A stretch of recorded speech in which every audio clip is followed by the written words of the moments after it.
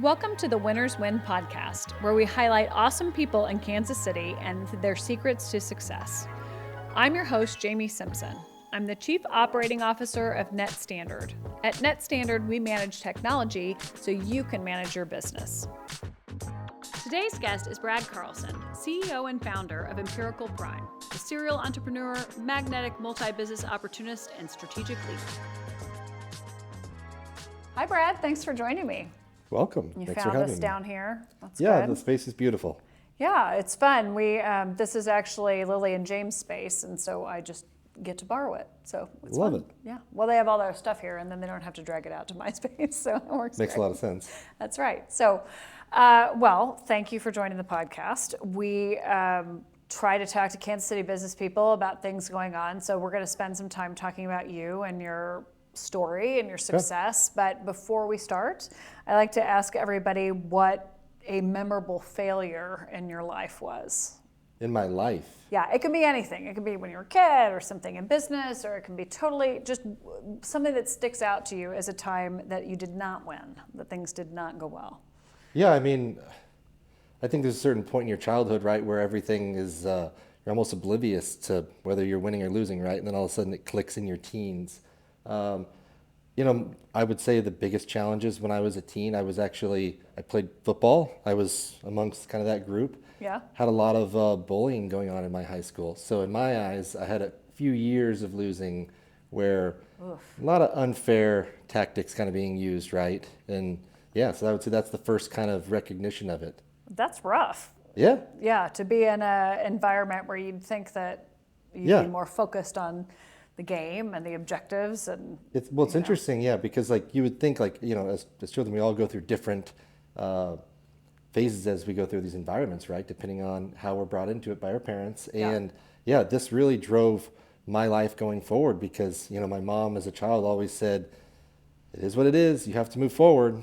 And so what was interesting was I was a sports player, but yet other sports and other people still bullied me across the board, and it was super interesting. And so that kind of changed my whole perspective on life at an early age. And I was like, I want to do something bigger than what everybody's putting me through right now. So I'd say that's kind of when the transition happened. it challenged you. Yeah, because I had a choice. I could either take it or do something with it. And at the time, I just chose to do something with it. So I think we do a better job now of talking about things like bullying. At least kids, I feel like there's theoretically some ability to come forward and say, hey, this doesn't seem like the way we should be treating each other. I don't know that always happens, and certainly not when it's going on, because you don't want to be the guy who tells everybody that somebody else is a jerk or whatever. yeah, But I think with social media and different communication channels, if you look at like my parents are in like their 70s, his parents, they kept everything in. It was very tight. My parents were pretty tight as well with things. And then I think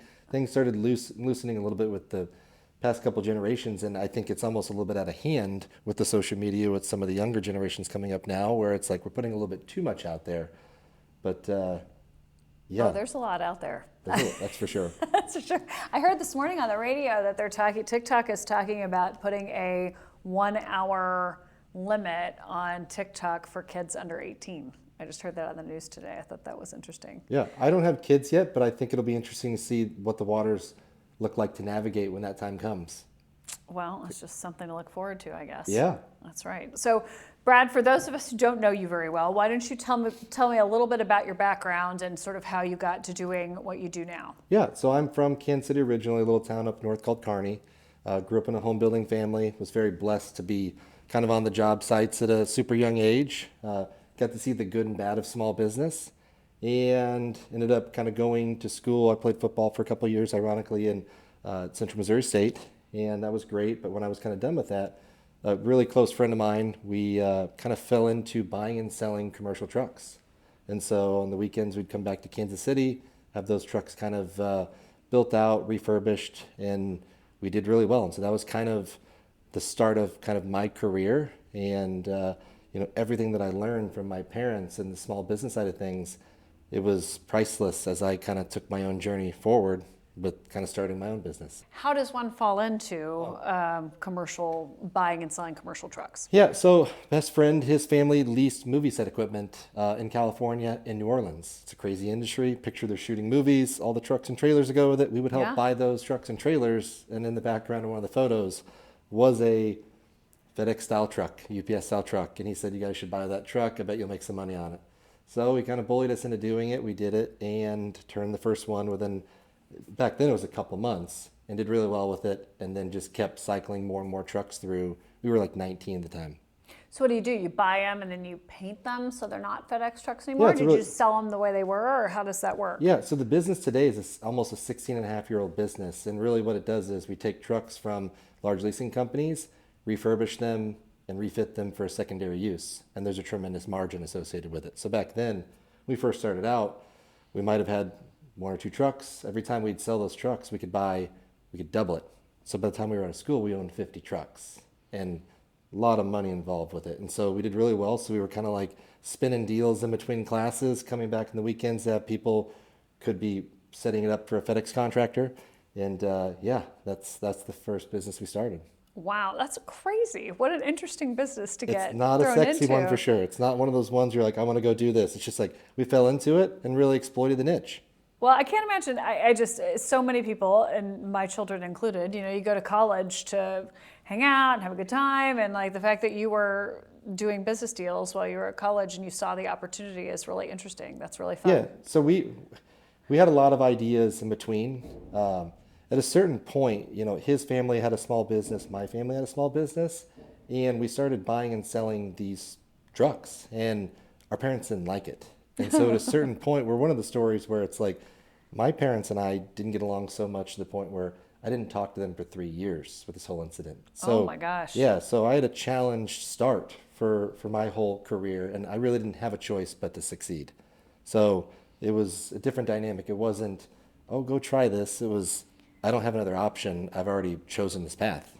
And so that's where my whole story always starts. Interesting. Very different, yeah. That is different. So what are you doing now? Tell me about what you're doing now. Yeah, so let me tell you the backstory to it. So we started the first company. It did really well. Yeah. Probably a couple of years later, we were just out of school. Myself, business partner, went and raised capital, started a leasing company. So we're like 21, 22, with actually John McGann and with Frontier Capital in Kansas City. Went to 20 banks and 19 said no, 1 said yes, started a leasing company, helped write all of the kind of software, everything that would go along with that. And then the third company we started building specialty vehicles. So if you picture big merchandising or command center units, anything that's trucks and trailers that's mobile, we started building those because we had the trucks and trailers. Yeah. So that led us into that. Probably in 2015 it was, my business partner and I weren't getting along well. And we per se got a business divorce. And we had to split everything up. So at that point it made more sense for me to run the businesses. So I bought him out. And it was a pretty sizable transaction for 2 27-year-olds. And so I went basically, I went back and said, what do I really want to do? And I want to build a business that runs without me. And so created a holding company. It's called Empirical Prime. That holds all of our different entities. As of today, we run about 20 sets of financials that roll up into one. So every time, whether it's I'm buying a property or a group of properties or it's a business unit, they're all put into entities, and I have a team of individuals that operate the businesses, and in a sense, we're basically a builder of operating companies now. And so we have basically 2 main large ones, but those main companies have spokes off of each one and verticals that they run independently. And so that's what we operate today. Wow, that's amazing. So you've been in business how long? Yeah, it's going on 17 years. So with all of the things you've done, well, let me back up. So when you talk about making specialty vehicles, can you give me an example of what that would be? Like, what's the craziest thing that you've ever been involved with building? Yeah, so picture, it's a really cool business. It's really challenging because we've evolved into a design, build, manufacture. So heavy engineering, heavy design.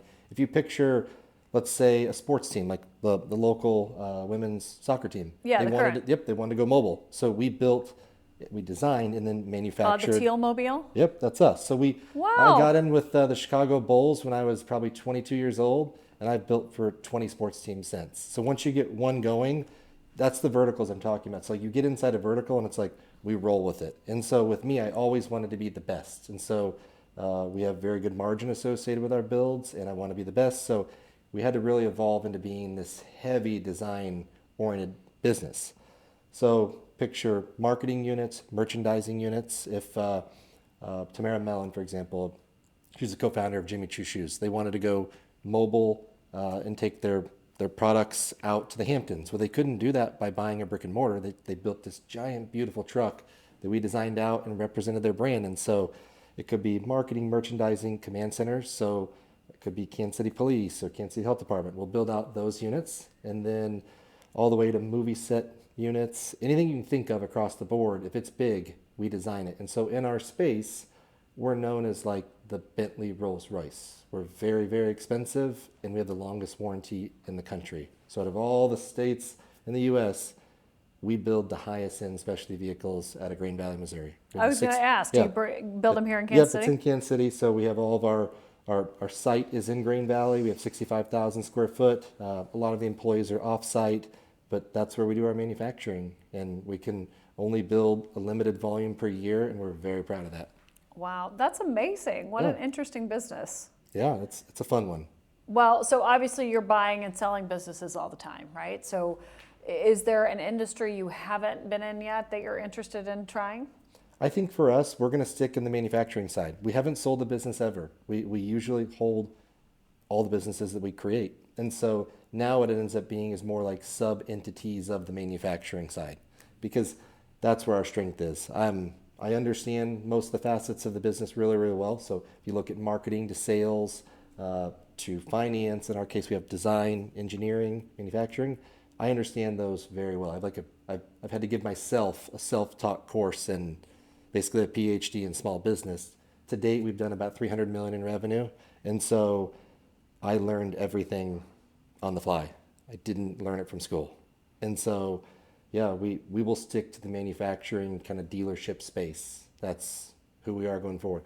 I'm only 36 years old, so going on 37 here. So got a long way to go. The big goal is to try to have $1 billion of assets under management by the time I'm 60. I think a lot of people do well in their, I'll call it 50s, 60s, 70s. But I think with the trajectory we're hitting, we can hit the number by the time I'm 60. So that's the big goal. It scares a lot of people when I tell them that. It's very strange, uncomfortable, but it's been my vision since 2015 when I bought my business partner out. It's like, I'm going to build something that's huge that runs without me. That's great. So what do you, that makes me think of a couple different questions. So I'll ask you, I'll try to remember them both as you answer the first one. But when you're teaching yourself something new, right? When you're taking on a new business, or you're evaluating something, or you realize there's a new trend that maybe you don't know about, how do you absorb that information? What do you look at to teach yourself?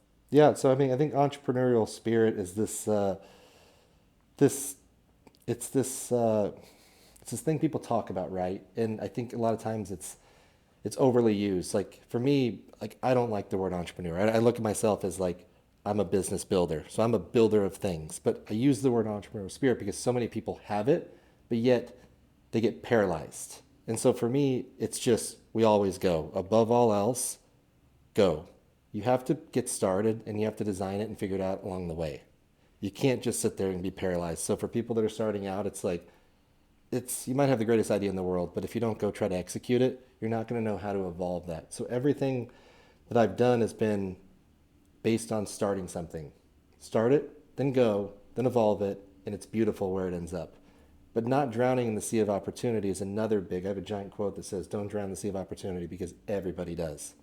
And I've been super blessed to where if you look at it, each business we've started, we've kept it and kept it going. I mean, we've kept through different variations of challenges on the dealership side. We've gone, FedEx is a huge buyer of our trucks, the independent contractors are. And it was different changes in their model over the years. And just recently, it's gone. So a 16-year-old business that relied on one segment, luckily we had been focusing on pivoting, but had I not seen that, a significantly sized business would have been gone by the wayside. And so just constantly looking out ahead and being able to have a vision for how do I evolve this to stay relevant that's what I've been able to luckily stay ahead of. And I'm very conscientious of, as we go forward, I might not be able to have, an exponential amount of businesses.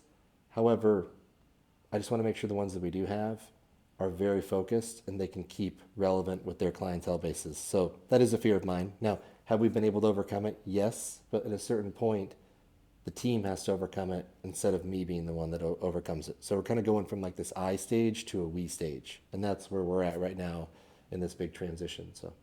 So that's great, because that segs into my next question, which was, how do you build that team? Like, how do you identify people? Because you've got to have a lot of faith in people to run the businesses that you acquire and care about and have built. So how do you find the right people to be a part of that vision? So when I said like one of the biggest challenges I've been through as a child was the bullying stuff, I'd say the biggest one since is being able to hire great people. I've hired great performers, but they weren't great people. And so pre-COVID, we had some individuals that I brought on board. We tried buying a company. I couldn't get the company bought, so their employees wanted to come on board with us. So we brought 5 employees on, and they were more sales focused, right? And I thought I was going to have this Wolf of Wall Street, atmosphere where it's like we're just going to get it. And they tore the company apart, these 5 individuals. And it's amazing. We had 5 leave and 15 more had to go. And so it's been about a 3.5 year transition. And so what I learned was it's all about good people first. And we can teach a lot of competencies. But if they're not great people and they're not taking care of themselves, there's this element too of when you're an employee or you're an owner, you're having to take care of yourself from a personal and a professional level. If those two are not in somewhat of a dynamic, or you have some sort of a priority to it, one's going to lack over the other one. And it's so interesting how I've had so many employees come in, and it's really, I think, relevant now. People used to keep a lot of things in. I mean, mental illness, things like that, with their children and themselves. It is a huge challenge. I would say for the first 16 years, probably 15 years of the business, we haven't had any challenges with that. Now we're having a lot of challenges with it. And so it's completely changes the way that I lead along with the individuals that I'm trying to bring up. And so we spend a lot of time and resources on my future operators, and they're in a Vistage group, for example, in Kansas City here. I'm in a Vistage group. It's been very, very helpful. It's an executive group, and we're putting a lot of, I'd say, time and energy into those individuals, allowing them to start to make decisions, and not going to say fail, but be able to make the decision, and if it's not the right one necessarily, pivot, switch it, go, and have some accountability to it. So the team's smaller right now than it was in the past, and yeah, everything is about how do we get these team members to think like owners. And it's not so easy. It's the hardest chapter I've been through, but it's also probably the most exciting, because at a certain point, once they see you do it so many times a certain way, and they take their own version of how to go do it, it's everything that an owner wants. But I think it's really hard to get to that point, because most owners have their hands around everything, and it's so constricted when they're controlling everything so much. You can't let it just be openly free, but you also can't be constricted. So that finding that sweet spot, I think, is one of the hardest things. And so I've been able to somewhat cultivate that in my 30s. I have a long way to go. As far as of right now, I don't plan on retiring. I want to be like a Warren Buffett, where I go till I'm 90, 100. So sure. Can you imagine the exponential leadership that I'll be able to hopefully transpose by then? But yeah, that's how we've kind of overcome it.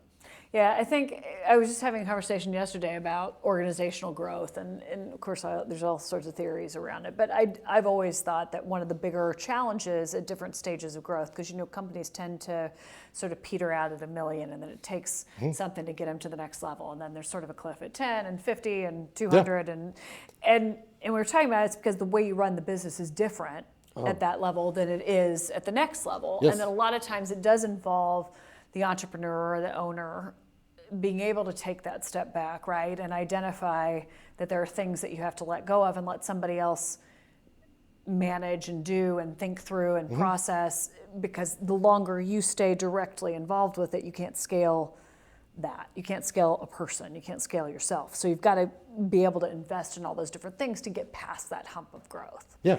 And so I think you're exactly right. I think that's one of the harder things. I think that's one of the biggest barriers to growth, is having owners that are capable of going, I have a vision and I have some things I'm holding you accountable to, and this is what I want to do, but I don't necessarily have to be the one who decides the color of the pencils, right? I don't really care. Just go do these things. At a certain point, that does exactly right. At a certain point, the owner is like they're controlling everything, and sometimes it's for a good reason. Sometimes it's just because they don't have any other capacities other than that, right? And so it's very interesting. You said the transition from like $1 million to 5 million and 10. It's like, I think I'm really good with a 20 to 30 to $40 million business, each one individually. But I'm not ready to do a 65 to $100 million business yet, because like you said, the driving factors to that are so different. And I've communicated to the team, it's like, I have zero desire to work 7 days a week, 14 hours a day like we've had to do. So if we're going to grow, you guys are going to be the ones that do it, because it's not that I'm comfortable. It's just I physically cannot go forever like this. I look at it as like I've had to go literally almost 17 years now straight running hard. Like I always joke, it's like a marathon we're running, but I'm sprinting. Yeah. And at a certain point, it's going to catch up with you. And so that's our directive right now, is how do we remove me? It's actively on our radar. And yeah. So. I think it takes really good self-awareness to be able to say, yeah, this is the size business I'm really good at, or these are the things. I think in any size business as a leader, my advice to people is always, you've got to figure out the one thing you do better or different than everybody else, and you got to hold that thing and then let all of the other things that somebody else can figure out go away, because that's the only way you can scale and grow and be bigger, is to be able to go, hey, yeah, I really like to do my KPI reports like this and I like them to look like this, but in the end it doesn't really matter if they look like this, but this is this thing that only I can evaluate other opportunities, or only I can handle sales, or only I can do, equity investments, or whatever it is that you've got to figure out. But I think that's the only way to grow. That's the only way to scale. I think it scares me a little bit. I think it scares me a little bit, because in the past it was like, I want to be like Michael Jordan, give me the ball, and like I don't care who's coming at me. It's like I'll go do finance, I'll go do marketing. Like, this is a crazy story. So like probably I'd say 4 months ago, we were just having challenges with website development. Each company has one. I had spent at times up to $150,000 on each website, and I literally every time failed because we couldn't manage the back end of it. And so probably 4 months ago, I said, screw it. We're going to build our own websites. And literally everybody looked at me like, you're crazy. And I said, no, I'm going to literally figure it out with you. And so I picked 4 of my top people, including like the CFO of the company, like literally just 4 of the smartest people. And we built 2 websites over probably I'd say a month total, but 2 weeks hard. And they're phenomenal. And everybody, if I tell that story to them, they're like, you're crazy. Like, there's no way they're good websites. And as of right now, they're ranking exponentially better than the past ones we've had, right? So it's just crazy how you can take people and go do things that are just usually out of the norm or unthought possible. And so that's what's it's been great. It's having a really good team. So. Well, that's great. It sounds like you're having a lot of fun doing all the things. I think this chapter's fun. It hasn't always been fun. Sure. But now it's getting a little more energetic and fun for me. So before we wrap up, and this has gone fast because you've got a lot of interesting stories to share, but what would you give as your advice if you had to go back and talk to yourself as a high school kid, or if you have to talk to somebody else's high school kid? What would you tell them about going into business or building their future? What advice would you give them? It's interesting because I didn't start the business because I wanted to. So many people, they wake up and they're like, well, I'm out of college now, I don't have anything to do, I'm going to go start a business. It's like, that's an interesting recipe for starting a business. But like so many people, they don't really have the antecedents that make, I think, the business successful, which is no backstop. Like, I had no backstop. So I still have no backstop. And the numbers keep getting bigger. So it's like, I don't have anybody that can come in and just be like, I got you. So my advice would be just make sure it's the right environment for you, because every day you wake up and you have no idea where you're going to go, but you better get a perspective of where you're going to go that day, because the activity over an extended period of time is what derives the success of a business or not, or a person and a business. And so, yeah, I would say make sure you look deep into why you're doing it, because mine has always been like, I want to build something big. And I've been very blessed to figure it out along the way, but not everybody's going to be in that same chapter, right? It's not going to be easy for them. And I would say it was not easy for me, but if I went back to my 19-year-old self, I'd say, just trust your gut. You'll be fine.